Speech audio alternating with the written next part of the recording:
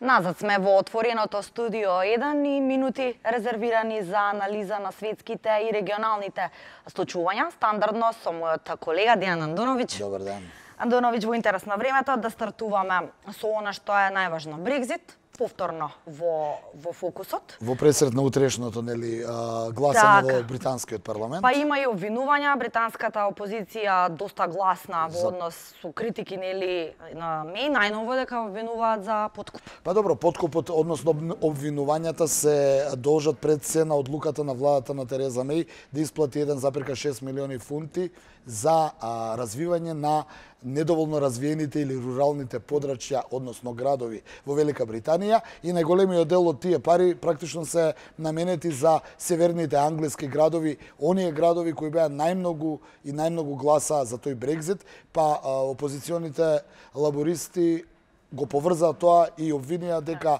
Тереза Меј сака да им даде повеќе пари за тие, утре да го сменат своето мислење и да ја поддржат владата на Тереза Меј, што пак значи дека ќе ги одоброволи со парите и тие британски градови утре само дополнително ќе ја поддржат одлуката која владата се залага, иако и самата Тереза Меј рече дека лично не би го правила Брекзитот, но бидејќи граѓаните на Британија така одлучила, Брекзитот ќе мора да се случи на 29 март. Се чини некако повторно и во светските медиуми исто така со анализи и повторно оние главни наслови се дека европските лидери, па и оние доминантните европски земји и членки нема туку така да сакаат, односно да дозволат Британија лесно да излезе, односно како што пишуваат без договор. Ми се чини дека европските лидери, кога ќе кажеме европските лидери, мислиме на европската администрација, па и лидерите на европските држави, како што се Меркел, Макрон, како да го сменија размислувањето. Ако се земе во предвид дека од првин, кога Британија веќе беше јасно дека ќе мора да излезе со Брекзитот од Европска Унија по цена и на тврд Брекзит без договор, тогаш британските политичари негодуваа, ние зборувавме во ова студио дека владата на Меј беше поделена, парламентот беше поделен за тоа дали да се излезе, дали да не се излезе по секоја цена, додека пак европјаните беа тврди и велеа, вие сами си одлучивте, рековте 29 март, отстапки веќе нема у договорот, Лондон ги бараше дополнителните отстапки околу бекстопот и Ирска, одедношка, а они беа тврдите и велеа, вие одлучивте, заминете си, ние продолжуваме понатаму. Задниве 2-3 дена има некоја промена, ми се чини, особено пак ќе кажам, кај европските лидери, како да нема добра координација меѓу европската администрација во Брисел, како што се еврокомесарите Јункер, Хан, за разлика од они кои велеа дека Британија мора да се излезе по тој договор, нема доволни преговори, сега под притисок на Меркел, под притисок на Макрон, на многу европски држави кои Холандија, Франција, Шпанија, тие сега велат дека можеби ќе се даде грейс период до 2021 Британија сепак да направи некој внатрешен консензус и да дојде до некое решение кое утре би го преточило во некакви нови односи на Британија со Европската Унија, не исклучувајќи тука и нов референдум и ново гласање и евентуално останување на Британија во Европската Унија. Така се добива впечаток дека можеби малку цврстите ставови попуштија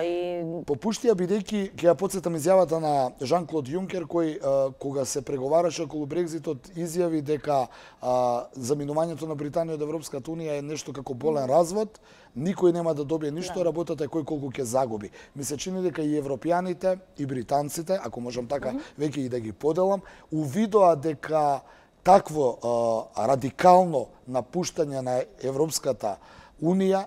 не е добро ниту за Европската Унија, ниту за земјите членки на Европската Унија, ниту за самата Британија. Како да се оладија главите, ќе видиме утре британскиот парламент ќе се произнесе за некои нови предлози на Тереза Меј, но пак велам, некаде ми се чини сега, можеби ќе го сгрешам датумот, али ми се чини дека на 21 март Европскиот совет ќе заседава, кога и официјално ќе се знае дали можеби ќе се даде на Британија грейс период од негде 12 месеци или до 1 јули 2021 година да остане во Европската Унија и она што се вели народски натенане да види што понатаму, но она што е важно дека Британија ќе влезе секако во новиот буџет, нели како што доаѓа новата администрација на Европската унија, ќе дојде и новиот буџет, па Британија ќе биде опфатена со тој нов буџет, па некако полесно ќе може да излезе, бидејќи ако излезе со тврд Брекзит може да дојде до целосен колапс и на Велика Британија, но очигледно по изјавите на Европската унија. Да, останува да видиме каков ќе биде развојот за ова прашање, но Андоновиќ, во фокусот повторно палестинското прашање. Сега се добива впечаток, нели се врти тој круг околу Трамп, неговата блискоисточна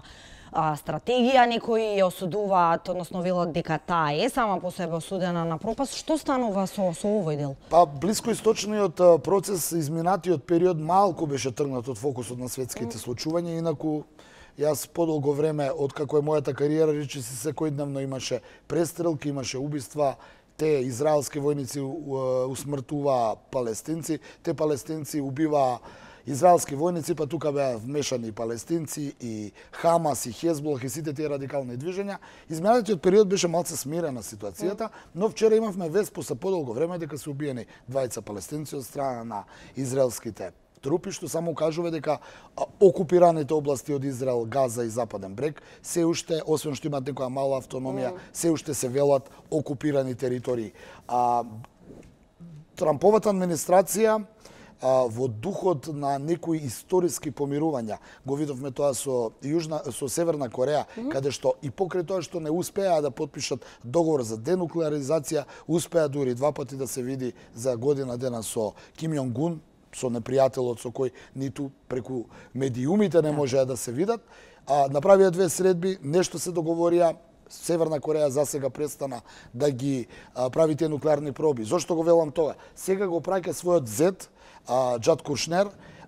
во Израел и во палестинскиот дел во обид да ги помири палестинците и израелците, а се со цел да направи една арапско-израелска коалиција која би искористила утре против оно што нонстоп го велат и западните аналитичари, па и јас самиот, дека кога тогаш Иран ќе дојде на ред на нишанот на Вашингтон, значи Венецуела можеби и другите држави, но ми се чини дека Иран е обсесијата на Соединетите Американски држави и веќе неколку години, веќе два председатели, веќе 4 председателски мандати, администрацијата во Вашингтон се обидува некако да го затвори тој круг околу Иран со цел да може конечно да го направи последниот удар и да ја врати демократијата, како што вели Вашингтон, во таа земја. За подсетување, таму по исламската револуција во 1979 година дојдаа верските лидери, ајатолахот Хомеини тогаш, сега ги има своите наследници. Значи, Иран не е демократска држава, таа е, да кажеме, верска или Џамахирија, исламска република, па оттаму и интересите на САД некако како најголем предизвик да им се... Предизвикот е ради многу работи. Демократијата е веројатно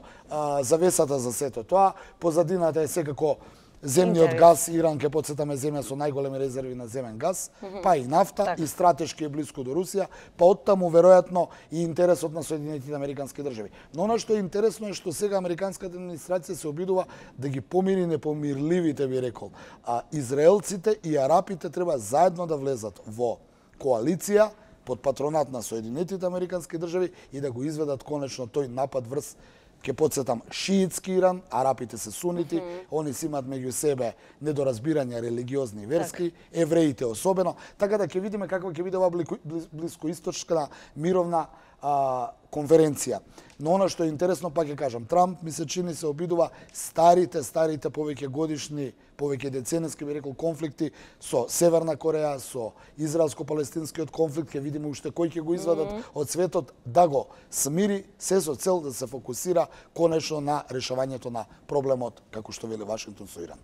Да, и пред крај она што секако може би секојдневно ни е во фокусот, меѓутоа едно неизбежно прашање, Косово. Сега повторно таксите во фокусот, имаше повторно многу реакции на челниците. Имаше многу притисоци од Западот, многу закани од Западот, а таксите останаа, што дополнително ми се чини го разлутува западниот свет. Еве денеска имаме француската министерка за надворешни работи, која го осуди, значи прв пат после овие такси, ја нарече страшна. Ми се чини дека откако преќутеа за таксите, откако чекаа да видат како ќе изреагира Трамповата администрација, која дословце им се закани на албанците на Косово односно на косовската влада, дека доколку не ги укина таксите може и Бонстил дури да го затвори како стратешка воена база. Сега почнуваат државите една по една, еве Франција е меѓу првите, каде што ги осудува таксите. Ќе видиме што ќе се случи на Косово.